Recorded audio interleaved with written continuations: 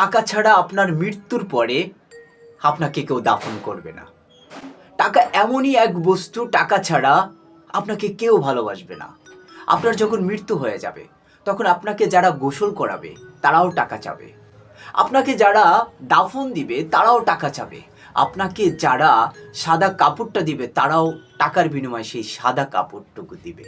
তো দেখেন, মানুষ মৃত্যুর কাছে সব সময় পরাজিত হয়, মানুষ মৃত্যুটাকে ভয় পায়, মৃত্যু ব্যক্তি দেখলে মানুষ ইমোশন হয়ে যায়, কিন্তু সেখানেও কিন্তু মানুষ টাকা ছাড়া কখনোই কোনো কাজ করতে চায় না। টাকা ছাড়া আপনার 3.5 হাত জায়গার ব্যবস্থা হয় না। টাকা আপনার জীবনে প্রচুর পরিমাণ টাকা ইনকাম করতে হবে। টাকা ছাড়া আপনার শখের মানুষটি আপনাকে ছেড়ে দূরে চলে যাবে যে কোনো মুহূর্তে।